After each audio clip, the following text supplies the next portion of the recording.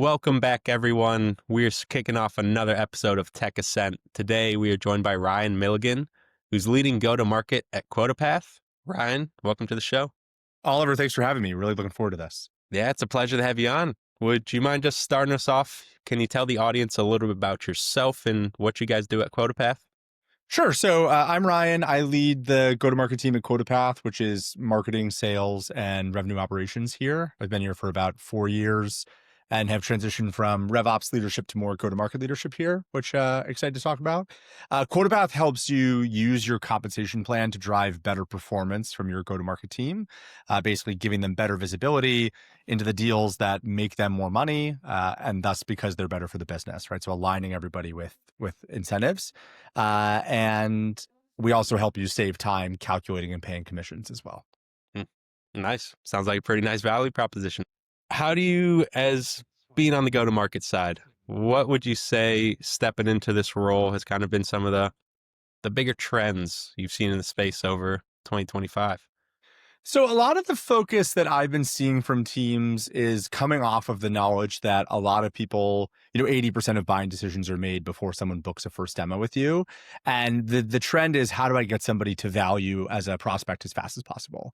And so that's been a really big focus for us as a go-to-market team. So, having pricing publicly available on the website, having good testimonials and G2 reviews publicly available, having a free trial, right? The whole goal of our go-to-market motion is to make it as easy and frictionless as possible for the buyer to evaluate and start working with QuotaPath, so that because speed to value is really important in the current go-to-market landscape. For sure. And it sounds like you take a very similar approach to what we do as well. So we operate what we call like a pre-close system, and that ties into the 7-11-4 framework, which if you aren't familiar with it or anybody listening, the 7 represents the average sophisticated buyer nowadays needs a minimum of 7 hours of engagement with your business to trust enough to buy from you. They need 11 touch points, and the 4 needs to be across 4 different locations or channels. So Sure. it's kind of the 7-11-4 battery, and the more of those touch points you can get, the higher the battery goes. And like you said, 80% of buying decisions are made before that demo most of the time. Those are just kind of logistical questions at that point on the demo. And that's kind of the dream scenario. Yeah, exactly. It's kind of like a momentum begets momentum sort of situation where you want to find people who are leaning in and kind of are philosophically aligned with the way that you solve the problem. There's a number of tools that automate the process of calculating and paying commissions. We have a pretty unique approach to how we think you should solve the problem. And so you're trying to find people who are philosophically aligned and get them to value as fast as possible. Mm. And I know you had mentioned having pricing publicly available, testimonials and stuff like that. Is there any other ways on the go-to-market side that you get people from maybe first touch to value as quickly as possible? Yeah, so free trial is massive. We're the only player in the space that you can actually start a trial of a commission tracking tool without talking to us. So people are syncing their CRM, they're formatting how things are working. They can actually see their day in the life in QuotaPath well before talking to us, which is incredibly helpful. And then we are in those initial conversations, we're getting you right into a demo of the product. So we're not doing book a call with a BDR and then say the same stuff live to the BDR that you said in the form and then repeat yourself to the AE again. We're trying to cut down those steps and get you to value as fast as possible. Nice. And maybe not specifically for QuotaPath, but just across Sure. your entire career, where do you think companies typically make a mistake on that front? The inverse of kind of what we were talking about, right? Obfuscated pricing, multiple calls you have to have before you talk to somebody. I think those things are done with positive intent, right? The intent is protect the business from potential bad fits, whether they're or getting scared by pricing, or have a qualification call before taking a call with using a member of your team's time. I think what I tend to err towards is that the modern buyer understands the problem they have and the problem that you solve pretty well. And so have faith that if they're trying to book a demo with you, they pretty much understand what you do and how they could be a good fit. I think that's a shift that you're seeing. A lot of buyers are much more informed today than they were 5-10 years ago. And so I like to give the buyer more credit to say, hey, if you're going to try to book a demo with QuotaPath on our site, like, you can have it. Even if, the occasional conversation is a little confused and not the right fit, it's far better for long-term viability for the business Mm, to give that access. 100%. And I think that's no doubt a trend is just the evolution of sophistication in general in the marketplace. Sure. And that kind of comes down to there just being so much noise. People are much better at kind of sifting through solutions, primarily in tech and SaaS, that you almost have no other choice but to become a sophisticated buyer from the Yeah, consumer standpoint. and I think a lot of the buyers that we're talking to are getting a lot of the same messaging from a lot of players in the space that they're operating in. And so it's really important to have a very clear, you have a core ideal customer profile, maybe the type of role and the type of company. But I like to think about more of a psychographic ICP as well. Like, what do they fundamentally believe about the value of a compensation plan? And is that aligned with how we help you use your compensation plan to drive better performance? If a buyer comes to us and says, hey, all I want to do is save time calculating paying commissions. I don't want my reps to have visibility into what they're earning. This is really just a better, faster Excel for us. Then there are other tools in the market that tend to solve the problem that way, versus ours, which is trying to motivate your sellers to change their behavior.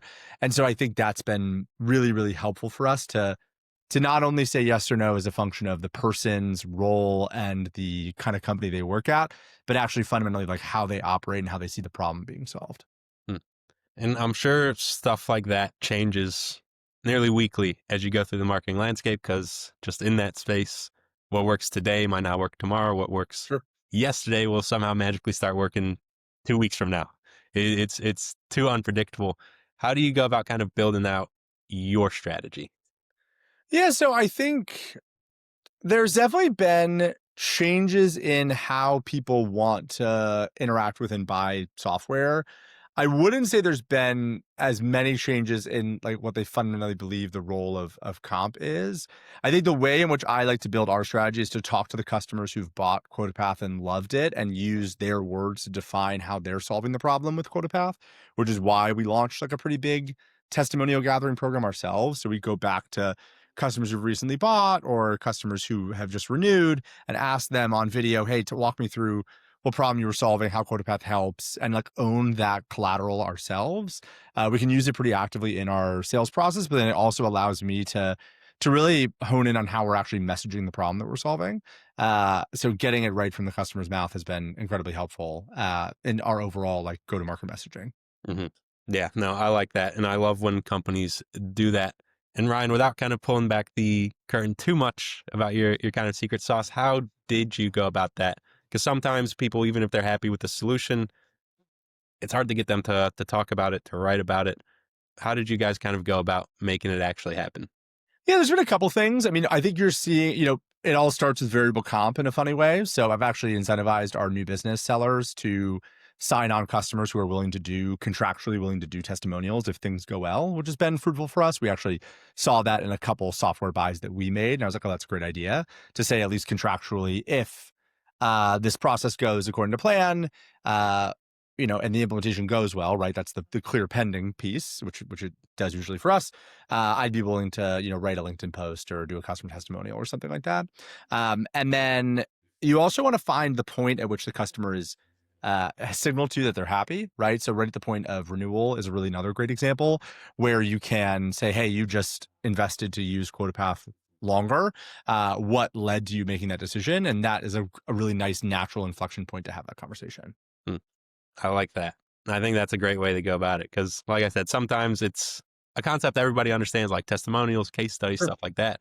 But sometimes getting people to actually commit to it is it's a hurdle on its own, even Well, if and you every have a good buyer wants solution. 2 to 3 references now, right? Yeah. So if they're like, okay, I want 2 to 3 references, I don't want to go back to my customers. It's a huge logistical challenge to go back to customers, make sure you're not hitting up the same customer too many times, make sure you're rotating between them. There's a lot of logistical overhead. And so a lot of times I can send buyers, hey, this is a recording of a testimonial that someone did. And they're, oh, that's great. Like here are 3 recorded 15-minute video testimonials that checks the box for me, Hmm. which is great. Hmm. And do you think that stems from a general lack of trust we have in the market now? Oh, 100%. Yeah. I mean, I think that in the like agentic era, there's more and more you can do with agents to make you look better than you actually are. You talk about uh, review bot farming and fake testimonials, and you see all these sorts of things, people taking advantage of these sites like the review sites. And so I think more and more people aren't sure if they're actually talking to a human. They're not sure if they're having the right data. The AI might be hallucinating. They may have AI generated testimonials. There's all these reasons of like distrust. And so having a human tell you, I use this product every day and I love it, is incredibly impactful. And it's one of the reasons why we as a marketing team have leaned much more heavily into in-person events to make sure that we are getting out in front of both our customers and prospects to show who we are and what we care about as a business. Mhm. So that's a shift you guys have taken, is more going back to the old ways of shaking hands, kissing babies. Is that Oh, what you're leaning 100%. I into? mean, yeah. I mean, I think that people want to meet the people they're going to work with, right? And commissions is such a precious thing. It's the cash of your business and how you're paying your employees and how you're motivating your employees, right? So you really want to make sure that you do that right. You want to make sure that you're working with people you feel like are protecting your money and protecting the interests of your employees. And so it's a very high risk purchase to buy a commission tracking software, to like hand off the process of calculating and paying commissions to a software. Now, we do it well, right? It's high risk in the buyer's mind because they want to pay their reps correctly, they want to engage them effectively and keep them for the long term. Mm-hmm. Do you guys have any big events coming up you want to shout out? We have a couple in the next couple of weeks. So we're doing a dinner with our partners at RevOps Co-op in December in Austin. So December 3rd. There's public registration for that for RevOps leaders to join us. And then we'll be doing a dinner in San Francisco in January. We're trying to do more of like a dinner series next year. And then we're doing a number of the kind of in-person events in the space. So a number of the sales comp events, a couple of the RevOps Alliance and RevOps Co-op events. So have a big event schedule for 26 as well. Yeah, nice. I love to hear it. And Ryan, going into 2026, being a marketer or go-to-market strategist, is there any other big trends you're seeing kind of on the back end of 2025 that are going to run into 2026? We're spending a lot of time on GEO, right? Like GPT Engine Optimization. And I think people are doing even more. They're searching in ChatGPT and other GEOs. And so we've been spending a lot of our energy on making sure that QuotaPath looks and performs well as it does on SEO in the GPTs and LLM search results as well. So that's been a big focus for us. And I think more and more teams are going to be spending more of their energy ensuring that they're positioned well within like GPT search results. Mm-hmm.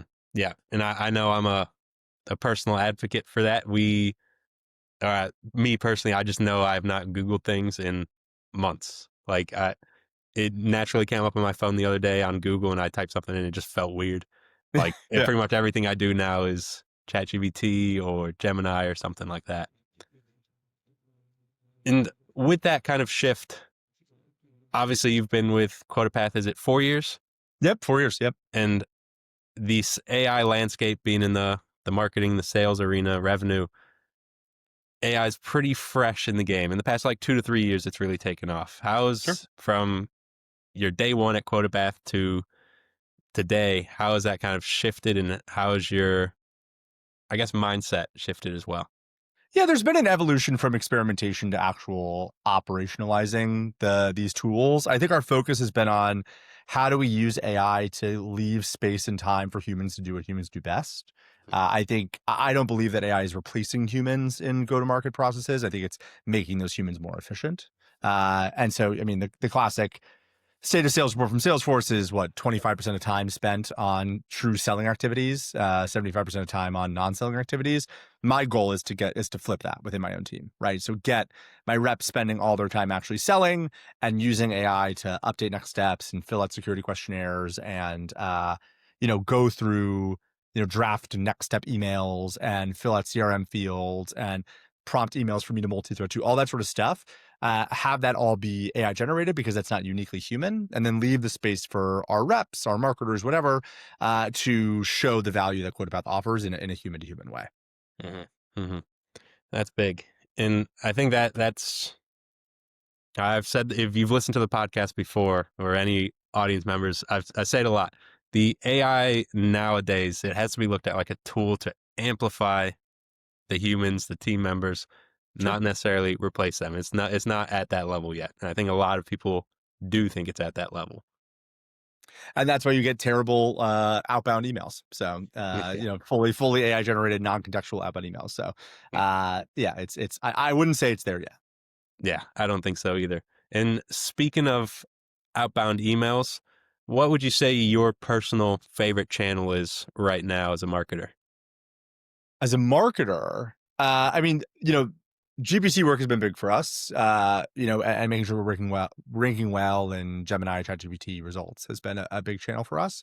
I we're spending a lot of energy in communities as well, and in-person communities. So we have a really great partnership with RevOps Co-op, starting to explore like other RevOps communities. We do a lot of work with Pavilion, and so like community-based channel events are a big thing for us. And then we naturally are spending a lot of energy with partners, like tech partners. So we have a close relationship with HubSpot. We're a HubSpot Ventures backed company, and have a lot of customers who sync their HubSpot data into QuotaPath to calculate commissions, and then have a newer partnership with Rippling where you can actually push the commissions calculated into a Rippling pay run. And so those tech partnerships build that kind of flywheel for a number of our customers. And you have great customers who use HubSpot and Rippling, and it's kind of a big flywheel effect to have commissions centralized and like run through that engine and run through that process. So we're spending a lot of time with our technology partners as well on events and other co-marketing things like that. Very cool. And Ryan, one more question here before we wrap up. Looking forward into 2026, whether it be your personal goals or for the business, what's your plans heading into the new year for QuotaPath? I I think the biggest thing we're thinking about at QuotaPath is how do I continue to make my team as efficient as possible? I like to measure things like how do we maximize closed won ARR per new business rep? How do I maximize pipeline generated per person? Like I think per person efficiency is the name of the game for us, and spending and growing efficiently is really key. And then I want to continue to emphasize in the market our unique value proposition in terms of how we not only calculate and pay commissions, but actually drive people to change their behavior and help organizations use their comp plan to actually drive their sellers to close better revenue for the business because it's better for their wallet, right? And that's a message that's resonated quite well. It's resonated for a long time, but we're continuing to do more to amplify that message in the mid-market as well. I like it. I like it. Obviously, QuotaPath has grown exponentially over the last few years. So I think with plans like that going into 2026, that's not going to change. Appreciate it. Yeah, it's been a lot of fun. Mhm. Excited for 26 for sure. No doubt. And Ryan, I fibbed. I got one last question for you.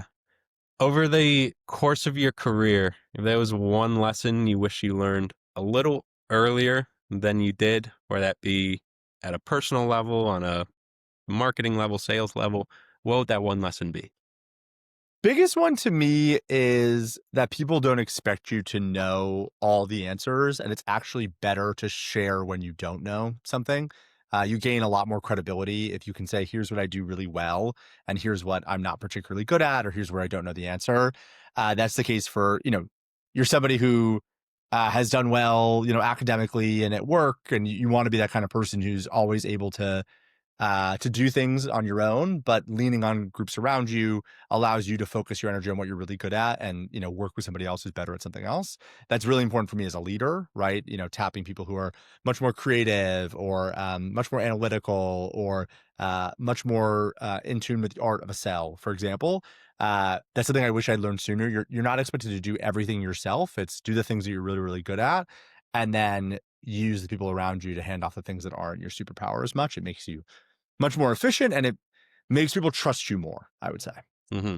Yeah, no, I'm fully on board with that. And I think you being a leader and probably worked your way up too, it's about how you leverage yourself and kind of those around you in terms of efficiency. Like you said, if that's your number one goal is to make everybody more efficient, then it's kind of about how to leverage yourself as well as leverage the people around you. Absolutely. Yeah, that's the goal. Awesome. Well, Ryan, that was genuinely the last question. So that is all I've got for you today. And I really appreciate you coming on, sharing your insights about what you guys are doing with QuotaPath, what you're seeing in the market. I'll be sure to tag your LinkedIn and QuotaPath's website down below, but is there anywhere else people can check you out on? I think that's it. I'm pretty active on LinkedIn. I offer free compensation plan consulting. So if you do find yourself wanting a second set of eyes in your comp plan, please let me know. You can grab half hour on my calendar through LinkedIn as well. It's right in my bio too. Yeah, awesome. I'll be sure to link all of that down in the description. And for everybody that's tuned in up to this point, thank you for giving us your time. Thank you for giving us your attention. Be sure to hit like and subscribe. And Ryan, one last thank you. Appreciate you coming on the show. Thanks for having me. Have a great day. Yeah, been a pleasure.